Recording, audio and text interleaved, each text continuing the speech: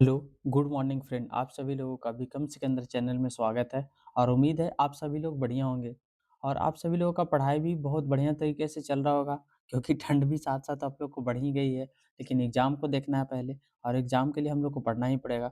लेकिन आप लोग को एक चैप्टर छूट गया था और वो जो पोएट्री था माय ग्रैंड मदर हॉर्स। जो माय ग्रैंड मदर हॉर्स जो पोएट्री है वो छूट गया। वो हम लोग सोच रहे थे वो हम लोग कर लेते हैं क्योंकि उससे हो सकता है समरी उसका आ जाए या तो इंट्रोडक्शन और ऑब्जेक्टिव सवाल उससे आ जाए, तो हम लोग उसको करने का कोशिश करते हैं। ध्यान से समझिएगा सभी लोग और आप लोग को बहुत अच्छी तरीक़ा से समझाया जाएगा। चलिए हम लोग समझते हैं जैसे, जो चैप्टर हम लोग पढ़ने जा रहे हैं, जो माय ग्रैंड मदर हॉर्स है और इनका जो राइटर है वो कमला दास जी हैं। कौन है? कमला दास जी। और कमला दास जी जो ये इस जो पोएट्री है, उस पोएट्री में किस चीज़ के बारे में बात करते हैं? तो वो बात करते हैं अपनी पुरानी यादों के बारे में। जैसे कहने के मतलब है कि उनकी जो ग्रैंड मदर थी, उनकी दादी थी, जो दादी थी, वो उनको यादों को, पुरानी बातों को वो याद करते हैं और उसको उस चीज़ का ज़िक्र करते हैं अपनी कहानी में। तो जब पुरानी बातों को याद करते हैं, उसको एक तरीक़ा से बोलते हैं नॉस्टैल्जिया। क्या बोलते हैं? नॉस्टैल्जिया। जो पुरानी बातों को याद किया जाता है, उसे नॉस्टैल्जिया कहते हैं। वो एक तरीक़ा से अपने जीवन में बीती हुई बातों को ही लिख रहे हैं।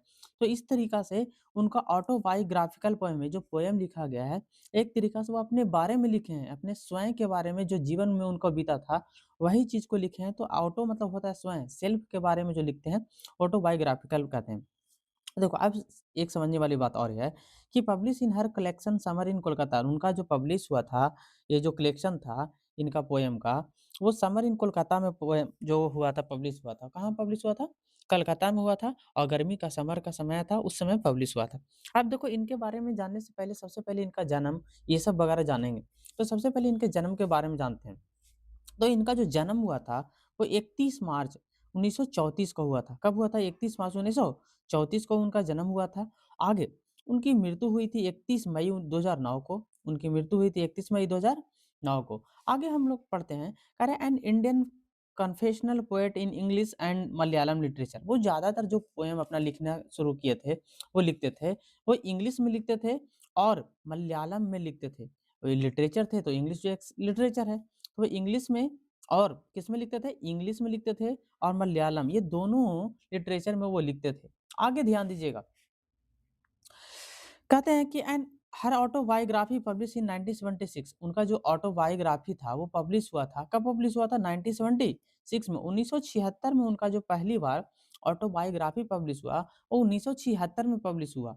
आगे वो कहते हैं, ध्यान से समझिएगा, कि she was short listed for the Nobel prize for literature. वो नोबेल प्राइज़ के लिए शॉर्टलिस्ट किए गए थे, उनको मिला नहीं था, वो सिर्फ़ शॉर्टलिस्ट किए गए थे। मतलब जैसे म कहने का मतलब है ज बहुत सारे लोगों का नॉमिनेशन होता है, तो उसी तरीक़ा से 5-6 जिनका भी नॉमिनेट किया गया था, उनमें इनका भी नाम दिया गया था, कमला दास जी का। तो वही कह रहे हैं, she was shortlisted for the Nobel prize for literature, उनको लिटरेचर के लिए शॉर्टलिस्ट किया गया था। आप देखो जो ये पोएम लिखे हैं, ये पोएम किस थीम पे है? वो ज़्यादातर जो पोएम लिखते थे, उनका थीम क्या रहता था? तो वही चीज़ के बारे में बताने जा रहे हैं कि ज़्यादातर उनका थीम क्या होता था? तो थीम देखिए, समझिए पहले। जो ये पोएम लिख रहे हैं, जो ज़्यादातर उनका पोएम होता था, love of A lovely heart, मतलब लव के बारे में, लोनली के बारे में, अकेलापन के बारे में, इस तरीक़ा के वो ज़्यादातर लिखते थे। आगे कहते हैं love with never ending passion, जो लव है वो कभी पैशन हो तो वो कभी ख़त्म नहीं होता है। कह रहे हैं कि love with never ending passion, जो तुम्हारी इच्छा है, पैशन है, वो पैशन कभी भी नेवर ख़त्म होता है, कभी भी ख़त्म नहीं होता, उसके बारे में। और ज़्यादातर जो पोएम लिखते हैं लस्ट के बारे में, ग्रीड के बारे में, हंगर के बारे में, दैट नेवर सटिएट। सटाइट मतलब होता है जो कभी संतुष्टि आपको ना हो। लस्ट मतलब आप जानते होंगे, लस्ट होता है और एक ग्रीड होता है, लालची जिसको बोलते हैं, हंगर जो भूखा होता है, ये सब चीज़ को वो लिखते थे। अब वो देखो, एक वो जो आपको एक-एक इंट्रोडक्शन आपको बताया जा रहा है। कह रहे हैं she is known for sexual adventure in her writing. अपने अपने राइटिंग में सेक्सुअल एडवेंचर के बारे में भी लिखते थे और इसलिए भी वो फेमस थे। किसके लिए फेमस थे? Sexual adventure in writing. वो राइटिंग में अपने सेक्सुअल एडवेंचर के बारे में भी लिखते थे। आगे हम लोग और भी पढ़ लें, इनका जो बारे में, इनका भी बहुत सारा चीज़ बाकी है। जैसे इनका जो वर्क है, वो ज़्यादातर जो वर्क काम किए हैं, वो किस क्षेत्र में काम किए? वो उनका वर्क है जो बुक पब्लिश हुआ, तो उसके बारे में। तो सबसे पहले उनका जो बुक पब्लिश हुआ था, वो साइरेंस के नाम से 1964 में हुआ था। याद करिएगा, उनका जो बुक पब्लिश हुआ था साइरेंस के नाम से 1964 में हुआ था। आगे ध्यान दीजिएगा कि द डेस्केंडेड, द डिसेंडेंट्स उनका 1976 1967 में उनका बुक पब्लिश हुआ था। एक है the old playhouse and the other poems, साथ में old playhouse and other poems 1973 में पब्लिश हुआ। आगे द एनामेटल पोएम्स, द एनामेटल्स पोएम 1985 में 1985 में प्रकाशित हुआ। आगे only saint know how to sing, एक बुक और पब्लिश हुआ, only saint know how to sing, कैसे साधु लोग गाते हैं, 1996 में। कह रहा है यस अल्लाह, और 2001 में पब्लिश हुआ, किस नाम से, यस अल्लाह के नाम से उनका बुक पब्लिश हुआ। आगे हम लोग जो इतना पढ़ने के बाद अब देखिए, अब हम लोग एक-एक लाइन करके जो हम लोग को एक-एक लाइन एक्सप्लेन करेंगे कि क्या वो अपने बताते हैं कहानी में, और जो लिखे हैं वो उसमें क्या वो चीज़ का ज़िक्र करते हैं। तो सबसे पहले पढ़ने जा रहे हैं, कहते हैं कि there is a house now far away where once, कहते हैं कि देयर इज़ ए हाउस, वहाँ एक घर था। नाउ फार अवे, जो वो बहुत दूर है, क्या है?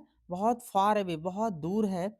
Where once I receive love, जहाँ मैं क्या किया था? बहुत लव, जहाँ मुझे बहुत प्यार मिला था, बहुत स्नेह मिला था, वो घर मेरे से अब बहुत दूर है। वो इस तरीक़ा की बातें कर रहे हैं कि मेरे ग्रैंड मदर थी, जहाँ रहती थी और जहाँ हमको प्यार मिला था ग्रैंड मदर से, वो घर अब बहुत दूर है क्योंकि अब वहाँ घर में रहती नहीं है। तो इस तरीक़ा की बातें कह रही है कि दैट वुमन डाइड, जिससे मुझे प्यार मिला था, स्नेह मिला था, वो अब वुमन, जिससे मेरी ग्रैंड मदर से जितना मुझे प्रेम मिला था, वो अब वुमन क्या हो गई? डाइड हो गई, वो मर गई है। वो अब जीवित नहीं है। तो वही बात कह रहे हैं कि the house withdraw into silence, और जिससे उस घर में क्या हो गया है? पूरी तरीक़ा से साइलेंस छा गया है। क्या हो गया है? पूरी तरीक़ा से साइलेंस हो गया है, और स्नेक मूव्ड अमॉन्ग बुक्स, और साँप, जो साँप हैं, वो कॉपी किताबों के बीच, बुक के बीच, जहाँ पर बुक रखा हुआ था सभी की अलमारी में, जो बुक वगैरह रखा था, वहाँ पर कौन घूम रहे हैं? साँप घूम रहे हैं। कहने का मतलब है कि जब घर में कोई नहीं रह रहा है, जहाँ पे सभी बुक किताब वगैरह पड़ा हुआ था, तो कोई नहीं रहने के कारण ऐसा महसूस हो रहा है कि वहाँ साँप, स्नेक घूम रहे हैं। कहते हैं I was then too young, मैं उस समय, जब मेरी दादी मेरे को सुनाती थी, प्यार करती थी, लव करती थी, उस समय मैं बहुत छोटा था। उस समय मैं किताबों को नहीं पढ़ सकता था, जहाँ बहुत सारे किताबें थे, उस किताब को मैं उस समय नहीं उतना पढ़ सकता था। वो इस तरीक़ा की बातें को कह रहे हैं। आगे कहते हैं to read and my blood turn cold like a moon, कहते हैं कि उस समय मैं बुक को तो पढ़ नहीं सकता था क्योंकि मैं बहुत छोटा था। आगे कहते हैं my blood turn like cold moon, जो मेरी खून है, जो मेरा ब्लड है, वो कैसे, जैसे वो मून के जैसा क्या हो गया है? कोल्ड पड़ गया है। मतलब कोल्ड मतलब ठंडा पड़ जाता है, उसी तरीक़ा से बता रही है कि मेरा ब्लड है, वो मून के जैसा ठंडा पड़ गया है। किस चीज़ को देखकर? क्योंकि जब सोचते हैं इस तरीक़ा की चीज़ के बारे में, इमेजिनेशन करते हैं, तो जो मेरी रूह होती है वो काँप जाती है, मेरी ठंड से पड़ जाती है, मेरा शरीर पूरी से कंपन हो जाती है। तो वो इस तरीक़ा से इमेजिनेशन करने का काम कर रहे हैं। देखो लाइक मतलब यहाँ पर, देखो यहाँ पर कह रहे हैं, ये देखो ये सिमिली होता है। सिमिली मतलब किसी को लाइक दिखाने के लिए, किसी के जैसा दिखाने के लिए सिमिली एंड मेटाफर का प्रयोग करते हैं। तो चाँद के जैसा दिखाने के लिए वो सिमिली का प्रयोग कर रहे हैं। आगे कहते हैं हाउ ऑफ़न अक्सर अक्सर how often I think of going, मैं अक्सर सोचता हूँ, क्या सोचता हूँ? ऑफ गोइंग, वहाँ जाने के लिए।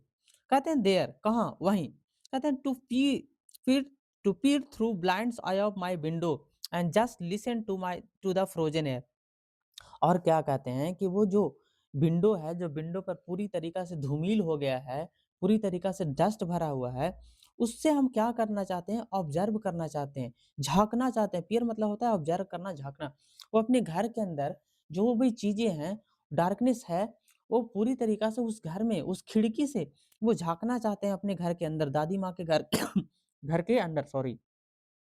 कहते हैं just listen to the frozen air, पूरी तरीक़ा से हम वो सुनना चाहते हैं, वो घर की आवाज़ को, घर में जो भी चीज़ें, दादी माँ की आवाज़ों को सुनना चाहते हैं, जिसमें वो पूरी तरीक़ा से कुहासा छा गया, फ्रोज़न एयर पूरी तरीक़ा से फ्रोज़न हो गया, जम गया है।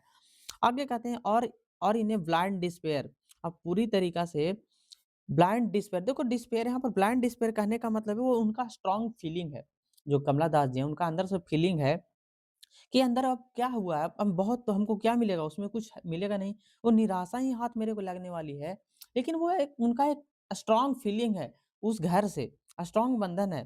कहते हैं pick an armful of darkness to bring it here to lie here to lie कहते हैं कि पीक एंड आर्मफुल मैं अपनी आर्मफुल बाहों से पीक करके चुन के उठा के क्या लाऊंगा वहां डार्कनेस जो रूम में पूरी तरीका से डार्कनेस अंधेरा छा गया है to bring it here to lie मैं जहाँ पढ़ता हूँ मैं जहाँ रहता हूँ मैं अपनी अंधेरे को लाना चाहता हूँ कहने का मतलब है वो अंधेरा कोई लाता नहीं है तो ये समझाना चाहते हैं कि हम उस रूम से हम अपनी दादी माँ के रूम से हम डार्कनेस कुछ भी नहीं बचा होगा तो हम अंधेरा ही को समेटना चाहते हैं अंधेरा को ऑब्जर्व करना चाहते हैं हम उसको लाना चाहते हैं कहते हैं behind my door like a brooding कहते हैं कि बिहाइंड मतलब मेरे पीछे जो मेरे बेडरूम है मैं बेडरूम के पीछे डोर है जो दरवाजे तर वहां पर like a brooding brooding dog जिस तरीका से ब्रूडिंग डॉग होता है वो थ्रेटिंग धमकाते रहता है बार बार उसी तरीका से हम अपने अंधेरे को ला के हम अपने बेडरूम में छोड़ना चाहते हैं कहते हैं you can not believe darling वो कहते हैं तुम विश्वास नहीं कर सकती डार्लिंग मतलब कहने का मतलब है वो अपनी ग्रैंड मदर के बारे में बात कर लिया कि उनकी ग्रैंड मदर कितना उनसे प्रेम करते थे बहुत ज्यादा प्यार करते थे कि तुम विश्वास नहीं कर सकते कि उनकी दादी माँ कितना उनसे प्रेम करती थी तुम विश्वास नहीं कर सकते आगे वो कहते हैं can you that I leave such a house and was proud कहते हैं कि वहाँ जो घर था उस घर पे मैं बहुत प्राउड करता हूँ क्या करता हूँ सच ए हाउस वहाँ जो घर था उस घर पे मैं बहुत प्राउड करता हूँ जहाँ मुझे प्रेम मिला था जहाँ मुझे स्नेह मिला था उस घर पे मैं बहुत प्राउड करता हूँ कहते हैं I who have lost the way जिसका मैं रास्ता तक अब भूल गया हूँ आई हु मैं have lost the way and beg now a stranger कहते हैं कि मैं वहाँ के रास्ता तक भूल गया हूँ कहते हैं in the beg now a stranger और मैं उस गलियों में उस घर में जाना चाहते हैं स्ट्रेंजर की तरह बेग नाउ और उसमें भीख मांगना चाहते हैं भीख कहने का मतलब है उस गली में जाके जो आस पड़ोस के लोग हैं जो स्ट्रेंजर लोग हैं अजनबी लोग हैं जो अगल-बगल पड़ोसी के लोग हैं, उससे मैं भीख माँगना चाहती हूँ। कहने का मतलब वो स्नेह माँगना चाहते हैं, वो प्यार माँगना चाहते हैं। वो भीख माँगने की बात नहीं कर रहे हैं, वो प्यार माँगने की बात कर रहे हैं, स्नेह की भीख माँगना चाहते हैं। कहते हैं डोर टू रिसीव लव और डोर टू डोर दरवाजे-दरवाजे हम जाके रिसीव लव को हम क्या करना चाहते हैं? प्राप्त करना चाहते हैं, रिसीव करना चाहते हैं। कहते हैं at least in a small change कहते हैं कि जो मेरे अंदर थिंकिंग है, मेरे अंदर जो सोच है, बार-बार मेरे अंदर नॉस्टैल्जिया आ रहा है। नॉस्टैल्जिया मतलब होता है पुरानी यादों को याद करना। सॉरी, जो पुरानी यादों को जो बार-बार याद करके वो इस तरीका की इमेजिनेशन कर रहे हैं, तो कम से कम अगर वो स्ट्रेंजर के पास ही वो उस तरीका के जाएँगे, तो कम से कम उसको कुछ तो चेंज आएगा। एट लीस्ट वही कह रहे हैं, at least in a small change कम से कम थोड़ा तो चेंज आएगा। वो इस तरीका की बातें को कह रहे हैं।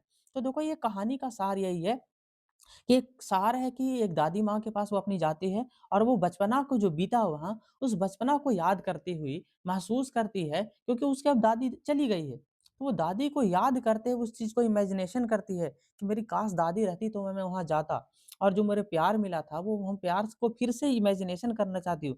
जो मेरे घर में पूरी तरीक़ा से अंधेला छा गया है। खिड़कियों पर पूरी तरीक़ा से डस्ट जम गया है, पूरी तरीक़ा से फ्रोज़न हो गया है, जम गया है। मैं अपने घर के और अंदर जो किताबें पढ़ा हुआ था, किताबों पर साँप घूम रहे हैं, मैं उसको इमेजिन करना चाहती हूँ, मैं महसूस करना चाहती हूँ। वहाँ से जो बचा हुआ अंधेला है, सिर्फ़ अंधेला को ही मैं लाना चाहती हूँ। जो मुझसे दादी माँ से मेरा प्यार मिला था, उस प्यार को मैं लाना चाहती हूँ। वो इस तरीक़ा की कहानी बताते हैं और आप लोग को कहानी अगर अच्छा लगे, तो ज़रूर शेयर करिएगा क्योंकि ये आपके सपोर्ट के लिए हम बनाए हैं चैनल। और मैं चाहता हूँ कि आप लोग सपोर्ट करें, तो मैं भी आप लोग को रेगुलर क्लास देते रहूँगा और दैट्स ऑल थैंक यू यहाँ पर क्लास खत्म करते हैं और आगे आप लोग को